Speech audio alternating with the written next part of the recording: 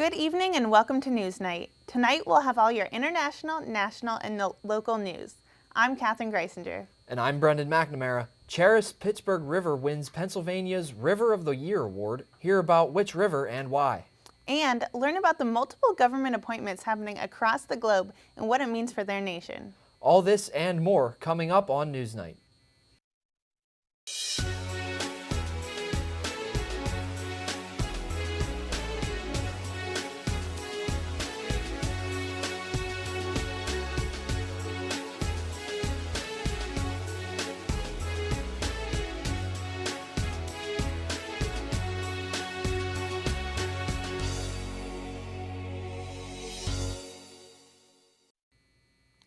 "2023 was the warmest year on record according to many major scientific studies. NASA, the Copernicus Climate Change Service, and the National Oceanic and Atmospheric Administration have all found that not only was last year the warmest year on average globally since the records began in the 1800s, but it was also the warmest year on record by far. 2023 was warmer than the 20th century average by 2.12 degrees Fahrenheit. It was also warmer than the previous record in 2016 by a margin of 0.27 degrees Fahrenheit. The test includes surface and ocean temperature readings, which were both warmer than average. NOAA Chief Scientist Dr. Sarah Kapnick said these findings are astounding and that we need to be prepared for the implications of climate change on our environment, including extreme weather events that can become both more frequent and severe. Last year, they observed a higher than average number of climate or weather-related events or anomalies across all 7 continents, including Antarctica, which saw the lowest sea ice extent on record by a considerable margin. The NOAA predicts that there is a 1 in 3 chance that 2024 will be warmer than 2023 and a 99% chance that 2024 will rank among the top 5 warmest years. This may be due to the trend of record warm ocean temperatures, where 90% of excess heat from the Earth's system is stored, making it an important indicator for scientists to track. For more information on last year's climate report, visit NOAA.gov. The newly appointed First Minister of Northern Ireland made history over the weekend by becoming the first Catholic and first Irish nationalist to hold the position. Michelle O'Neill, a member of the Sinn Féin party, got the job nearly 2 years after the last election. According to the Catholic news agency, Sinn Féin won a majority of seats in the Northern Ireland Assembly for the first time in the May 2022 election. However, the failure to reach a power-sharing agreement delayed the appointment of a new First Minister until now. In an address to the Assembly on Saturday, she pledged to be a leader for everyone, saying, quote, "As an Irish Republican, I pledge cooperation and genuine honest effort with those colleagues who are British, of a unionist tradition, and who cherish the Union," end quote. Her address focused mainly on solving domestic issues and not Irish reunification. The island has been divided since 1921, when a treaty was signed to end the Irish War of Independence. Most of the island is part of the Republic of Ireland, while the North remains part of the United Kingdom. However, the 1998 peace agreement, which ended the 30-year conflict known as the Troubles, stipulates that the nation can reunite if a majority in both countries supports it. In an interview with Sky News, O'Neill stated that she believed a reunification vote could be held within the next decade. British Prime Minister Rishi Sunak shot back, saying, quote, "Our New Deal gives them more funding and more powers than they've ever had before, so they can deliver for families and businesses across Northern Ireland. And that's what everyone's priority is now. It is not constitutional change. It is delivering on the day-to-day things that matter to people," end quote. El Salvador's presidential election just occurred this weekend, leaving many citizens with mixed emotions. Reporter Leslie Krebs has the results. Leslie? After decimating his opponents, Nayib Bukele, better known as the Millennial President, won another 5-year term in office as El Salvador's president this past Sunday. This came as no surprise, as his 5 other opponents seeking office gained virtually no lead or traction in the polls. In a press conference, Bukele announced he held nearly 85% of the votes. Bukele was expected to win for the past 4 weeks, though. He gained quick favor with El Salvador citizens after taking quick action to eradicate the gangs that dominated the streets. By doing this, he took away many civil liberties and arrested tens of thousands of people with no due process. Bukele and his New Ideas party currently hold nearly every seat in the legislature, making other politicians worried that democratic norms are being left behind. However, some of the country's citizens aren't concerned after seeing the improvement he's made in just one term. When asked about the state of democracy in the country, Bukele stated, quote, "We are not replacing democracy because El Salvador never has had democracy. This is the first time in history that El Salvador has democracy," end quote. Buckingham Palace released information this past weekend that King Charles has been diagnosed with a form of cancer and will be stepping away from royal duties. Over a week ago, the king was taken to the hospital for an enlarged prostate, which resulted in the discovery of the cancer. While the specific type of cancer is still unknown, the king began treatments this week and is under close watch of medical staff. While the king is stepping back and focusing on recovery, he will still be retaining his role as the constitutional head of state and holding private meetings while Prime Minister Rishi Sunak continues to meet him in person. The royal family said in their announcement, quote, "His Majesty has chosen to share his diagnosis to prevent speculation and in the hope it may assist public understanding for all those around the world who are affected by cancer," end quote. The United Nations Convention has held its second alleged mass destruction case in recent weeks as Ukraine has accused Russia of genocide amidst the Russia-Ukraine war. Reporter Aaron Ute has the details. Last Friday, the United Nations Court said it has jurisdiction to rule on a request by Ukraine for a declaration that the city of Kyiv is not responsible for genocide, but not on other aspects of the entire case against Russia. The two countries have had, at various times, accused one another of committing genocide since Russia's initial invasion of Ukraine in February of 2020. Ukraine's case is based on the 1948 Genocide Convention, which both Kyiv and Moscow have ratified. The convention states that nations that have a dispute based on its provisions can take the issue to the World Court. Russia denies that there is a dispute. The convention has come under intense scrutiny in recent weeks as the South Africa filed a case against Israel, stating that the country has committed genocide since the aftermath of the October 7th Hamas attack in 2023. The preliminary ruling did not address the merits of South Africa's case, and the United Nations Court has ordered Israel to do all it can to prevent death and any actions of genocide in Gaza. It is still likely to take years before a final decision is made on the case of genocide from Ukraine against Russia.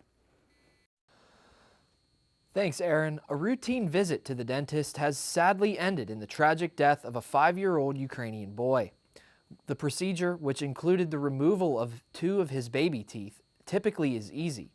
The boy was put to sleep using general anesthetics when something went wrong. The boy's heart had reportedly stopped while the anesthesia was being administered, with medical professionals able to restart his heart. Unfortunately, he was later pronounced brain dead. He was placed on life support and sadly passed away on January 13th. A police investigation into the incident has been launched. Coming up after the break, hear about Elon Musk's new technological advancement that may result in harm, and learn about what the U.S. Senate is funding in their new bill. We'll be right back.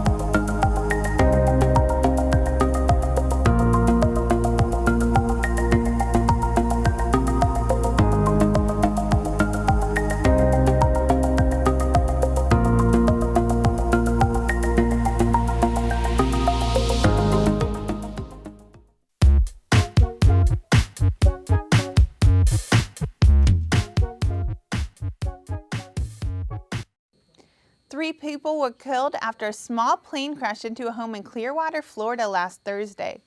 The victims include the aircraft's pilot Jemin Patel and 2 fatalities killed on impact inside a mobile home in Bayside waters. The single-engine plane crash was primarily into one home, which immediately went up in flames. Fire damage has impacted at least 4 other homes in the area, although no other fatalities were reported. The Clearwater Fire Department received calls about a structural fire at around 7 p.m. while simultaneously receiving the Mayday signal from Patel. First responders were on the scene by 7:15 p.m., where 4 houses were already engulfed in flames. The cause of the tragedy has yet to be determined but is presumed to be a plane malfunction. Patel reported engine failure shortly before going off the radar only 3 miles away from the airport where the aircraft was scheduled to land. Air traffic control feeds picked up other pilots witnessing the crash at the time. One pilot can be heard saying, quote, "I just saw him going down at an extremely high rate of speed.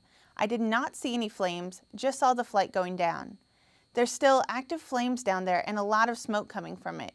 He is definitely into a house. The whole house is demolished," end quote. Crews have been working hard to clear debris while the Federal Aviation Administration and National Transportation Safety Board continue their investigation.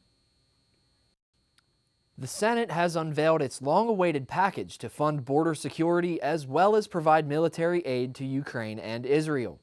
The $118 billion bill would provide an additional $60 billion for Ukraine, $14 billion for Israel, and $20 billion for extra border security. The package also includes $10 billion for humanitarian aid in Gaza for civilians affected by war.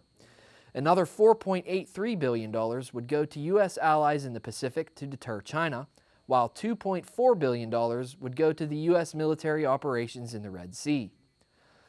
One of the most significant provisions of this bill would allow the president to close the border if crossings exceed 4,000 in a week.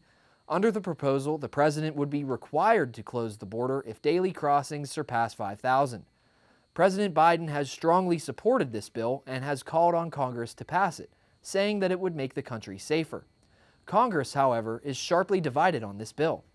Senator James Lankford has praised this bill as it is a, quote, once-in-a-generation opportunity to close our open border and give future administrations the effective tools they need to stop the border chaos and protect our nation, end quote.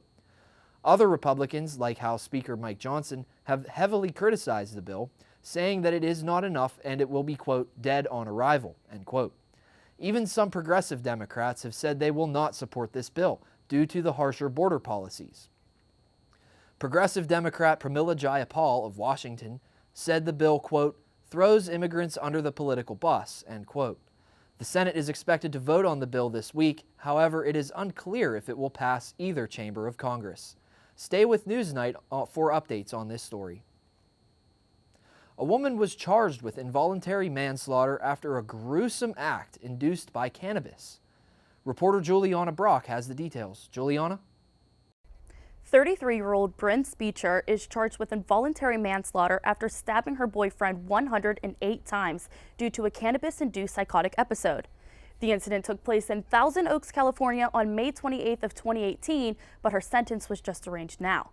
Originally charged with murder, her charge is now involuntary manslaughter, as Ventura County Superior Court Judge David Worley claimed that she, quote, had no control over her actions, end quote. The night of the incident, Speecher was in her boyfriend, 26-year-old Chad O'Melia's apartment when she had smoked marijuana from O'Melia's bong. She went into a coughing fit and began hallucinating. Speecher claims she thought she was dead and heard voices of paramedics trying to save her. She then claimed to hear voices telling her to kill O'Melia to save herself. Speecher grabbed 2 large knives and stabbed O'Melia 108 times across the body, stabbed her dog, then stabbed herself in the neck. Paramedics arrived to O'Melia dead and Speecher sobbing with the knife still in her neck. Speecher has no prior mental illness, violence, or suicidal impulses and had no other intoxicating chemicals found in her blood that night. It was then determined she went into a cannabis-induced psychotic episode.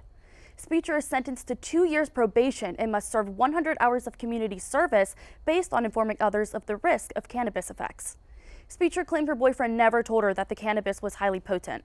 According to USA Today, experts have treated many teens and young adults for cannabis-induced psychosis and blame the, quote, increasingly competitive market that has prompted sellers to make their products more potent, end quote. Before the hearing, Amelia's loved ones were marching in front of this county government center carrying signs that read, 108 stab wounds is a serious crime, and Judge Worley do the right thing. The victim's father, Sean Amelia, claims that Worley has now given a license to kill people. The big game is upon us, and America is spending to show how excited we are. The average ticket to watch this year's big football game is just as expensive as a used car. It is also the same price as a weekend getaway at your favorite vacation spot. $7,000 is the total as it stands for one ticket to the big game. The price for tickets is constantly changing though, as last week's total reached up to $10,000 for just a single ticket. TickPick, a ticket reselling company, said their priciest purchase for this year's big game was $88,000. The individual bought 6 tickets in the 300 level, which is one of the highest levels in Allegiant Stadium where the game is being held. If anyone has been to Vegas before, they know that it is not a cheap trip. Airline tickets from Kansas City to Las Vegas are averaging around $650 per ticket.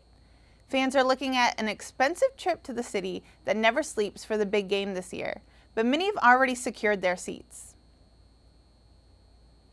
Target has pulled a civil rights book for Black History Month off their shelves due to a misprint. Reporter Leslie Krebs has more on what the mistake was and how Target has handled this. Leslie? Recently, Target pulled a book off their shelves titled Civil Rights Magnetic Learning Activity. It was written and sold in Target stores in honor of Black History Month across the United States and could be found in the dollar section near the front of the store. Its reason for being pulled was due to the massive mistake of mislabeling 3 prominent civil rights leaders. Author and activist Booker T. Washington, historian Carter G. Woodson, and sociologist W.E.B. Du Bois were mislabeled. The book instead labeled Washington as Du Bois, Woodson as Washington, and Du Bois as Woodson. Target handled the situation by announcing, quote, it will no longer be selling this product in stores or online. We've also ensured that the product's publisher is aware of the errors, end quote. The mislabeling was discovered after history teacher Issa Teet posted a TikTok identifying the error and asking for Target to pull it immediately. Teet stated, quote, I get it, mistakes happen, but this needs to be corrected ASAP, end quote. Documents released from the University of Davis, California, have revealed horrific details about the testing performed on animals by Elon Musk's company Neuralink. The documents detail the procedure, which includes drilling into monkeys' heads and filling them in with glue, which has resulted in the death of over 1,500 animals. This testing is done to see the effectiveness of Musk's new device called telepathy, whose goal is to send messages directly to another person's mind. As of now, the first human subject has been implanted with the device, and the results are currently unknown. When we come back, learn about a certain celebrity coming to Pittsburgh. Also, 4 new members were just added to Point Park's Board of Trustees. Learn about who they are and what their mission is. Stay with us.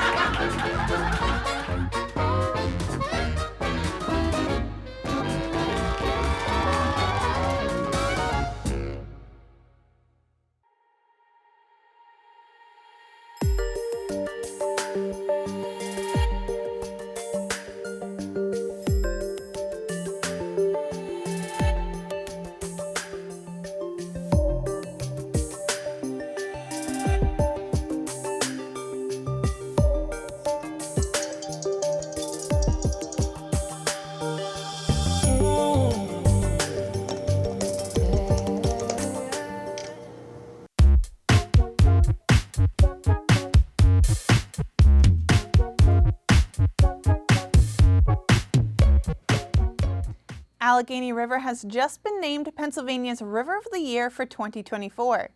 This yearly competition, held by the Pennsylvania Organization for Watersheds and Rivers, is designed to elevate public awareness of specific rivers and recognize important conservation needs and achievements. The winner is chosen through a statewide public vote, which saw a record number of voters this year, with over 20,000 people voting for their favorite river. Conservation efforts throughout the past 6 decades have allowed this once polluted river to flourish in recent years.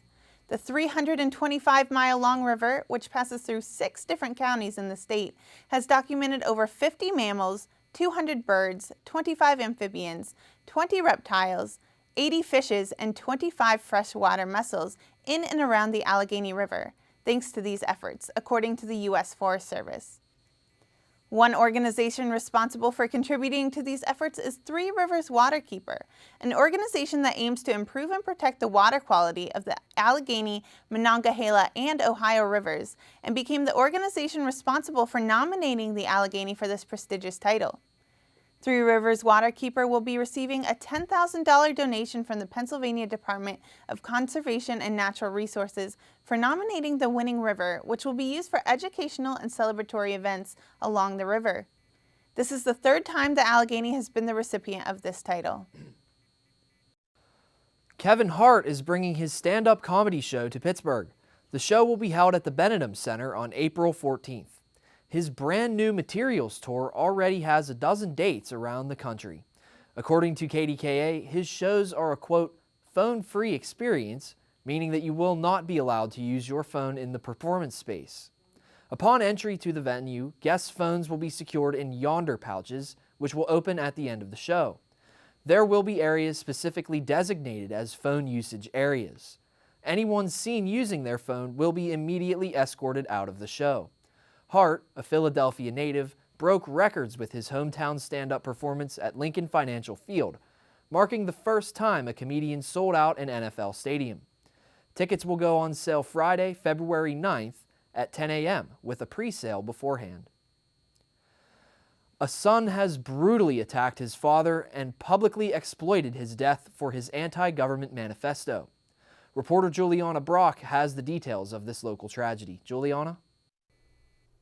32-year-old Justin Mon was arrested after shooting and decapitating his father, then posting a YouTube video showing the remains and making threats against the federal government.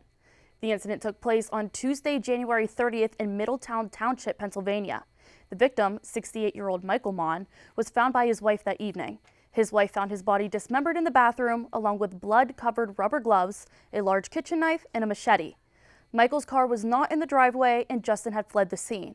Mon was found 100 miles away inside a National Guard training center. He had scaled a barbed wire fence to get inside and had a firearm. He was immediately arrested. Not only did Mon murder his father, but he also posted a YouTube video holding his father's dismembered head. Mon made statements that his father is, quote, now in hell for eternity, end quote. Michael Mon was a federal agent for 20 years, and his son saw him as a traitor. According to ABC News, Mon referred to the federal government as an enemy and made threatening statements against federal agents, judges, and other employees. He also stated that President Joe Biden is no longer in power and refers to himself as the acting president. He titled the video, Mon's Militia, Call to Arms for American Patriots. The video was 14 minutes long and had around 5,000 views by the time it was taken down. Mon had no previous history of diagnosed mental health issues, but was known in the community for his bizarre behavior and anti-government rhetoric that he wrote about.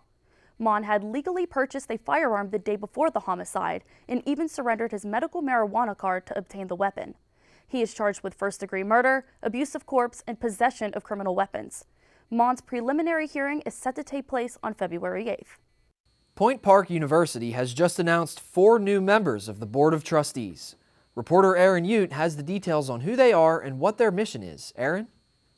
Last week, the university announced 4 new members of the Board of Trustees, which is in charge of adopting a clear statement on the school's mission, vision, strategic goals, and establishes policies and plans consistent with that statement.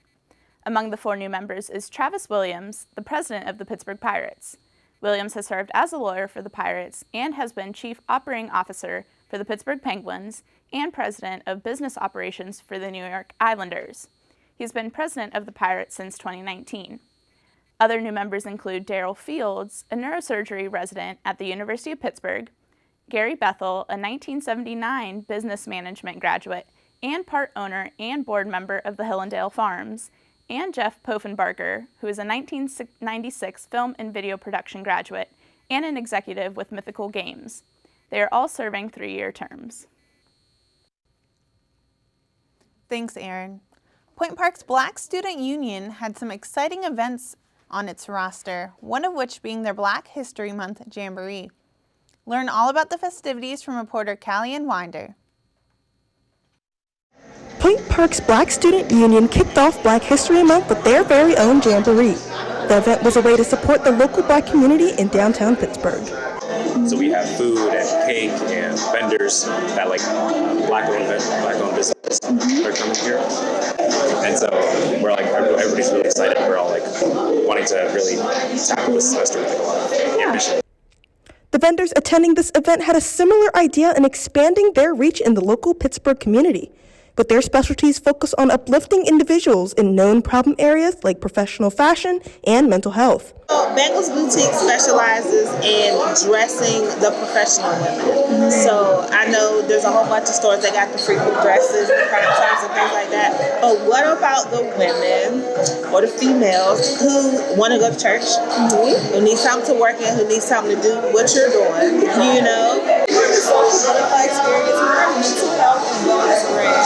So we started back in 2020 just originally as a blog about mental health. But as the time went on, I was I want to get more business. So we started a mental health clothing line. In year 2, I wrote a self-care journal book. Just right here, it's Free Your Mind Like a Butterfly. It's a personal self-care, so there's different prompts and all that good stuff. I also make candles to aid. This event garnered attention from not only the local vendors, but from other Black student unions from other local universities in hopes of collaboration.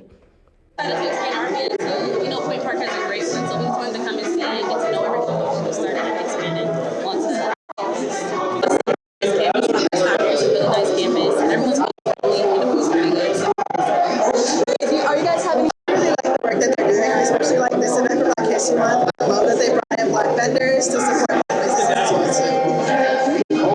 Make sure to look out for all the upcoming BSU events throughout the semester. This is Callie Winder reporting for UView Television. To learn more about the exciting events coming up this semester, visit Point Sync to stay up to date. Also, check out their Instagram at Point Park BSU. Our nation's favorite bird that lives here in the city of Pittsburgh just got a massive surveillance upgrade. The Hayes bald eagles have been documented via live stream for 11 years. In previous years, the camera that documented the eagles would not be running all the time, especially when the weather got colder. Staff would have to turn off the camera in order to save battery and storage life. But now, with some technology, staff will not have to change the batteries on the camera and disturb the birds while their eggs are waiting to hatch. The camera will now run all day and all night year-round for viewers to check in on their furry friends whenever they want. Bill Powers, the founder of PixieCam, who is the company installing the camera system, said, quote, "We've actually missed the first eggs laid when they're laid early because we don't have the cam powered up. This is an enormous step to really make this experience even better for our viewers," end quote. New eggs are waiting to be laid, and if you have not watched yet, don't miss your chance, because this time last year was when the eggs were laid. Grant Street might be losing one of its historic buildings after a series of financial misfortunes. The historic Grant building is facing foreclosure after the owners face a series of defaults and a key tenant is not renewing their lease. The mortgage foreclosure complaint was filed in the Allegheny County Common Court of Pleas by Delaware-based Wilmington Trust. The owners of the establishment, McKnight Grant Building Associates LP, had defaulted on a $38 million loan from Starwood Mortgage Capital in July of 2017. Along other financial defaults, Wilmington Trust is also requesting all rents, proceeds, revenues, profits, and income to be turned into lender to lessen the loan amount. Results will come as the trial unfolds in the Common Pleas Court as to whether this building will enter the grips of foreclosure. After the break, we'll have your Pittsburgh weather update to tell you if Punxsutawney Phil was right about spring temperatures, and hear about how a plane ride turned into a party. You will not want to miss this, so stay with us. We'll be right back.